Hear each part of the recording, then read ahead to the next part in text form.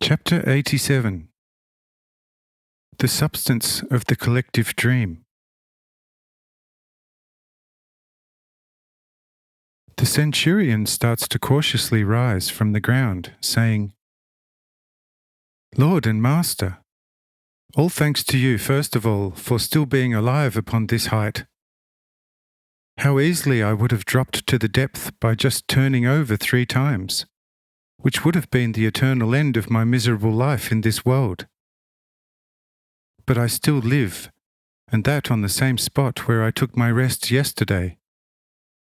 And this I have only you to thank, and hence thank you from the depth of my heart. But I would also beg you most sincerely that you would cause myself and the others to get to Gennesaret well preserved from this shocking height, and that as soon as possible, because there can be no talk of good mood in me for as long as my thoughts are dwelling upon the descent." Say I, "Did you, my dear friend, dream nothing this night?" Says the centurion, "Yes, indeed, nearly forgot the most glorious dream for all my fear." "Well, if this mountain were the way I dreamt it last night, then it would of course be a joy to climb it even 1,000 more times. But a dream remains a dream." Says Ebal, standing next to him, "Not at all. Friend, I say unto you that this time our collective dream has assumed fullest reality. Get up and walk around the peak edges, and you shall be convinced that our mountain slopes off gently, even towards the sea, being without the least danger for climbing, down as well as upwards. I have already convinced myself, and am telling the fullest truth.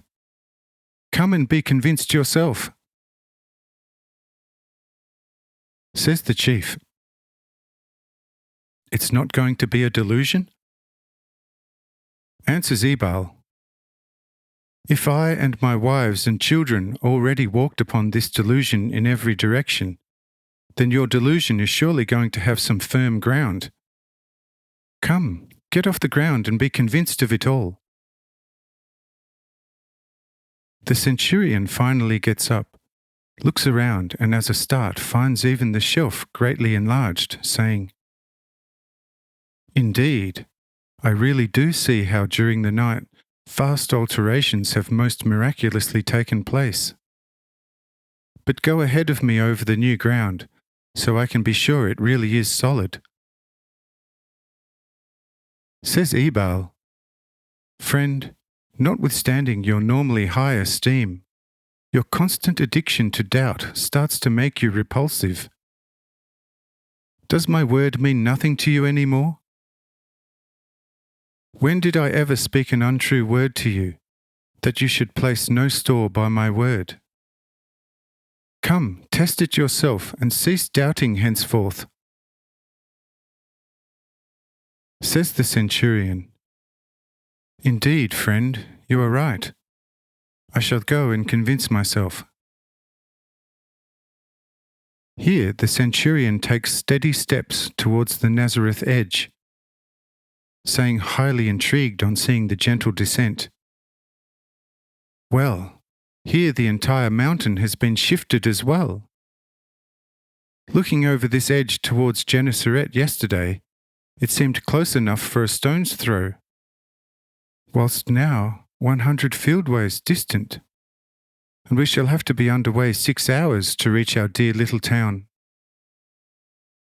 Nay, whoever still doubts that our Jesus is God and man at the same time cannot be helped even by a God. Yes, Brother Ebal, you were quite right to call me a repulsive doubter, for I really was such. But now all doubting is at an end, and I believe and swear with an oath before you all that our Master and Saviour Jesus is fully God, and that beside him there can be no second or third one. Owing to what was dreamt being reality, everything else also is bound to be true. And here he is, the only God and Lord over all of infinity. But now let us go over to Jara. She must show us her 2 souvenirs. Because when a celestial spirit lifted the water out to the last drop, I saw her pick up a splendid pearl mussel from the seabed, which she then put into her apron. And I also saw the shining stone, which she took with her from a solar world to which the celestial spirit took her. If these 2 said objects also are physically present like the removed mountains, then we have more proof than we need.